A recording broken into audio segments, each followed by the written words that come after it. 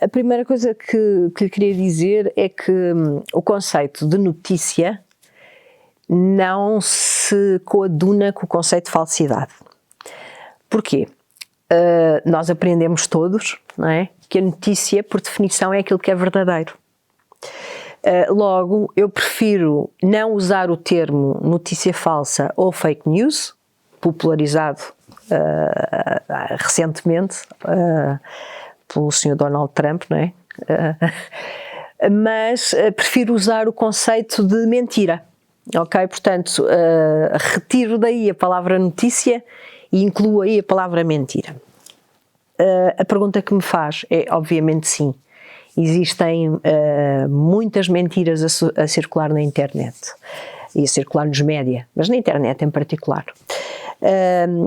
Cada vez mais e das mais variadas formas, seja em texto, seja em vídeo, seja em foto, portanto em imagem fixa, há cada vez mais mentiras a circular na internet.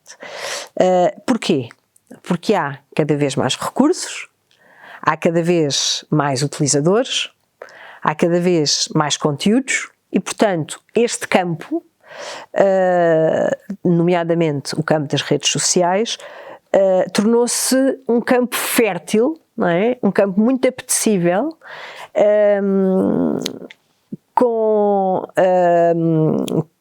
como um motor potentíssimo para a disseminação rápida de mentiras. Por outro lado, queria dizer que eu costumo sempre dizer aos meus queridos alunos, nós não devemos diabolizar os média, não é? Não devemos dizer os média, as redes sociais vieram dar cabo disto tudo, vieram trazer-nos perigos terríveis.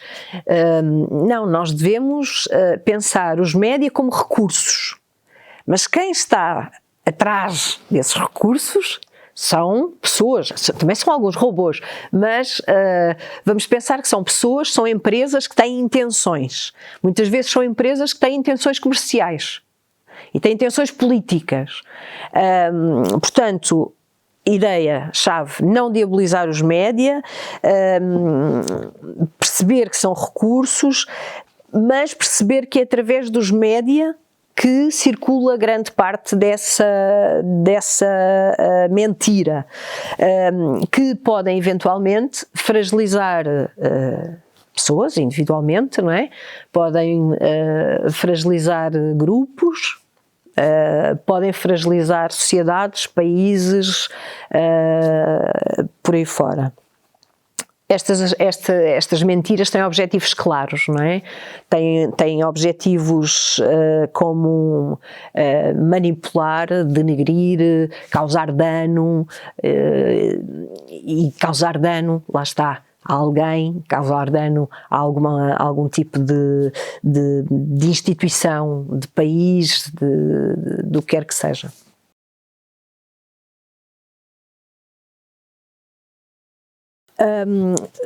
Portanto, como eu disse há pouco, vou pela mentira, porque uma das características básicas da notícia é a veracidade. Vou limpar aqui o termo fake news. Portanto, quando falamos em desinformação, de forma geral, falamos em três vértices possíveis. Falamos em misinformation, e aí estamos claramente no campo dos erros jornalísticos, ou seja, os erros que são cometidos por jornalistas, por profissionais da informação, mas sem qualquer tipo de intenção. Isso acontece em todas as profissões, todos nós erramos e, aliás, é errar que se aprende, não é? Portanto, isto são erros jornalísticos. Depois temos um segundo vértice, que é a malinformation, ou seja, a má informação. E aqui sim já há alguma má intenção. Porquê? Porque pegamos em situações reais que aconteceram de facto, mas retiradas do contexto, fazem com que manipuladas, portanto, retiradas do contexto, manipuladas, passem a constituir-se como armas de desinformação. tem má intenção, se me estou a fazer entender. Depois a desinformação, no sentido mais lato, não é? Disinformation, que essa sim é informação propositadamente falsa, não é? Que foi construída com objetivos muito concretos, e esses objetivos naturalmente passam por denegrir a imagem de alguém, por manipular, dou-lhe exemplos, a história clássica do relógio de 20 milhões no pulso da Catarina Martins, do Bloco de Esquerda, que depois veio a ser replicado no Brasil durante as eleições de Jair Messias Bolsonaro, com outra personagem qualquer, e lá estava o mesmo relógio, enfim, há empresas que trabalham este tipo de conteúdo propositadamente para ser injetado nas redes sociais e propositadamente para ser partilhado a grande velocidade. Portanto, há que ter, lá está, há que ter capacidade de dúvida, não é? Há que ter a capacidade da dúvida, de olhar e antes de partilhar, porque o problema é a partilha rápida, antes de partilhar, pensar, mas é possível que isto tenha acontecido, não é?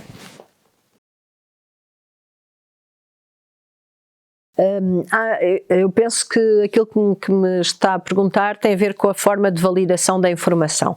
Há formas de validação da informação relativamente simples. Uma delas passa pela validação da marca. Por exemplo, quando nós recebemos uma informação, será um bocadinho diferente se eu receber a informação e vir que a marca é o Público.pt ou o Expresso.pt, passa publicidade, ou os Bombeiros 24. Ou seja, eu tenho que perceber que marca é que está associada à informação que está a circular. Depois, devemos reconhecer as fontes de informação e cruzá-las, tentar perceber se a mesma informação está presente em vários órgãos de comunicação, se não está e porquê. Outro problema que nos temos apercebido nestas partilhas tem a ver com as datas. As pessoas partilham coisas completamente fora do tempo, fora do contexto, informações muito antigas que de repente vêm novamente à cena mediática, não é? Ao palco mediático, e que estão absolutamente fora de contexto. Palavra-chave, por exemplo, debitar um conjunto de palavras-chave num qualquer motor de busca e tentar perceber o que é que temos em troca, tentar perceber se foi apenas aquele site de desinformação que fez passar esse conteúdo, ou de onde é que vem a desinformação? O nome do autor. Há algum autor associado a este conteúdo? Quem é o autor desta informação? Mas eu acho que o mais importante é de facto a dúvida. Eu volto sempre muito esta ideia de duvidar antes de partilhar. Enquanto nós não ensinarmos os nossos filhos, os nossos alunos, os nossos pais, não é? De que devem duvidar daquilo que recebem via redes sociais, porque nós não estamos só a falar de crianças, adolescentes, estamos a falar também de adultos. E temos aqui uma população mais sénior, que é muito permeável a este tipo de partilha de conteúdos. Porquê? Muitas vezes porque são pessoas que têm ideias muito pré-concebidas, que têm uma série de preconceitos, não é? Isso todos nós temos preconceitos em relação a alguma coisa. Mas ter preconceitos não implica não tentar entender o outro, não ouvir o outro e, sobretudo, não tentar pôr-se na pele do outro. Este tipo de grupo que eu dizia, do grupo dos mais séniores, não é? Tem muito esta faceta fechada, digamos assim, e tem a tendência de partilhar aquilo que faz o match, não é? Que encaixa perfeitamente na sua convicção. Portanto, é muito perigoso. Eu penso que devemos pensar em toda a população de forma geral, porque todos os grupos são vulneráveis de alguma forma. Se pensarmos que estas mentiras circulam a uma velocidade alucinante, se pensarmos, e sabemos, que há empresas altamente especializadas por detrás deste negócio, se pensarmos que as motivações dessas empresas são para lá de comerciais, são também políticas, como vimos recentemente. Se é sabido que o tráfego para sites de mentiras é maior do que o tráfego para sites informativos de referência, ou seja, os estudos que foram feitos ultimamente dizem-nos que mais facilmente nós vamos a um site com conteúdos mentirosos do que a um site informativo, o que é um bocadinho alucinante, eu diria. Se assumirmos que boa parte da população, das populações, mas se quisermos ir à população portuguesa, tem déficits claros de literacia mediática. Eu até daria aqui 3 exemplos, e agora pensando um bocadinho para fora, não é? Donald Trump,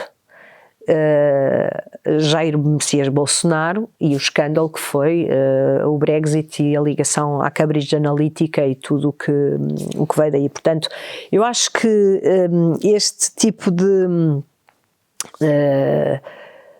raciocínio, de reflexividade que nós fazemos quando olhamos para estes casos, já pressupõe que tenhamos as tais competências. Ou seja, eu tenho que perceber de que forma é que aquelas campanhas foram tão bem orquestradas a nível de comunicação. Eu, por exemplo, acho que a campanha de Bolsonaro foi uma campanha brilhante a nível de comunicação. Raras vezes eu vi uma campanha em que todas as peças se conseguissem encaixar de uma forma tão fantástica como os hinos que eram cantados nas várias partes do Brasil, com pessoas que dançavam e cantavam, pessoas que à partida ele condenava, não é? Para os quais tinha discursos racistas, xenófobos, homofóbicos, e aquilo tudo colou, aquilo tudo foi colando, não é? E aquilo que nós julgávamos impossível, pelo menos eu julgava impossível, não é? Mas tenho-me enganado nos últimos anos, acontece, não é? E isto acontece também graças a este tipo de empresas que pegam nos nossos dados, os vendem, não é? E o que é que fazem? Criam perfis. Ao criarem perfis, agrupam-nos em perfis, eventualmente nós duas estamos agrupadas no mesmo perfil. Estas empresas fazem com que nós recebamos nas nossas redes sociais informações que vão ao encontro daquilo que nós já pensamos. E, portanto, imaginemos que eu sou racista. Ok? Aquilo que eu passo a receber são mensagens racistas ligadas a um candidato em particular. Eu sou anti-refugiados, não pode entrar mais gente na Europa, não pode entrar mais gente no meu país, ok? Aquilo que eu passo a receber, dependendo do meu perfil, não é? Do perfil que traçaram por mim, e na última Web Summit alguém dizia que estas empresas recolhem entre 40 a 50 mil informações nossas, ok? 40 a 50 mil informações com base num gosto, com base num comentário ou com base em qualquer outra coisa que façamos nas redes sociais. Ou seja, aquilo que eu estou a alertar neste momento é que os nossos dados, tudo aquilo que nós disponibilizamos, tudo, alimenta este tipo de empresas. Depois é fácil. Depois dos nossos perfis estarem criados, os algoritmos disparam informação para nos darem razão, para nos sentirmos bem dentro do nosso grupo, dentro do grupo a que pertencemos. E isto levou, por exemplo, o Mark Zuckerberg ao Parlamento Europeu a pedir desculpa, e eu agora passo a citar: não fizemos o suficiente para evitar que as ferramentas que construímos fossem usadas da forma errada. Mas depois do Sr. Mark Zuckerberg ter ganho milhões com as redes e com os conteúdos que circulam nas redes que criou e que depois foi comprando. Portanto, claro que sim, claro que as mentiras degradam a democracia, claro que degradam a civilidade, não é? Degradam a humanidade. Às vezes parece-me um renascer da história da banalidade do mal, da Hannah Arendt. Porquê que isto tem tanto êxito? Porque as mensagens são sempre simples, portanto são facilmente reconhecíveis e compreendidas por qualquer grupo, seja por grupos muito pouco letrados ou por grupos mais letrados. São mensagens fáceis de ler, geralmente são uma imagem, não é? Um pequeno vídeo descontextualizado. Depois, são mensagens que não raras vezes promovem discurso de ódio, não é? São mensagens xenófobas, são mensagens homofóbicas, são mensagens, lá está, a tal história de nos quererem manter na nossa bolha, não é? Alimentam preconceitos, como eu já disse há pouco, alimentam a nossa visão do mundo, não nos deixando ver a visão do outro. E é isso que é... Estão a ser feitas várias ações. Eu diria que em Portugal há ações que estão a ser desenvolvidas pelo Sindicato de Jornalistas, pela Rede de Bibliotecas Escolares, pela Direção-Geral de Educação. Depois há as recomendações, portanto a nível mais central e supranacional, que eu também já falei, do Conselho da Europa, por exemplo, Comissão Europeia. A nível nacional, a ERC faz alguma coisa neste sentido. O Obercom, o Observatório da Comunicação, também tem algumas publicações relacionadas com a desinformação. Gostava de recomendar, se posso, um livro do jornalista Paulo Pena. O Paulo Pena é jornalista do Diário de Notícias, tem escrito muito sobre a desinformação e recentemente lançou um livro que se chama A Fábrica da Mentira, Viagem ao Mundo das Fake News, onde faz de uma forma, a meu ver, muito interessante, porque é a linguagem jornalística, é mais próxima do público, faz um trajeto por todos estes pontos de que fomos falando, pelas eleições, pelos sites de mentiras mais organizados. Isto começa com algumas peças que ele faz para o Diário de Notícias e que facilmente as pessoas terão acesso a elas. Por exemplo, escrevendo Paulo Pena e fake news, vão aparecer as peças que desenvolveu, em que ele consegue descobrir quem são as pessoas em Portugal que estão por detrás deste tipo de conteúdos, onde é que estão alojados portanto, faz jornalismo de investigação, não é? Onde é que estão alojados os sites de mentiras, identifica-os. Portanto, eu acho que é muito interessante. Depois, a nível dos próprios média, há uma coisa recente chamada International Fact Checking Network. O jornal Observador faz parte desta rede, e há uma coisa que eu acho bastante interessante, à semelhança de uma coisa brasileira que eu acho que a maior parte das pessoas já conhece, que é a Lupa, não é? Que em Portugal se chama Polígrafo, também de um ex-jornalista chamado Fernando Esteves, que agora, enfim, tem mais visibilidade na SIC, não é? Tem um pequeno espaço informativo num dos telejornais. Mas o Polígrafo, enfim, eu também tenho algumas questões em relação ao Polígrafo. Podia dizer que há determinados alinhamentos, determinadas agendas que passam por ali, ok? Mas, lembram-se que falei de agendas há pouco, não é? Mas acho que, de qualquer forma, é um bom contributo. Pelo menos é um contributo. Alguém se lembrou, não é? Que era necessário fazer fact-checking. Se há agenda oculta ou não há agenda oculta é outra conversa. Mas alguém se lembrou que precisamos todos trabalhar neste sentido. E eu acho que terminava por aqui.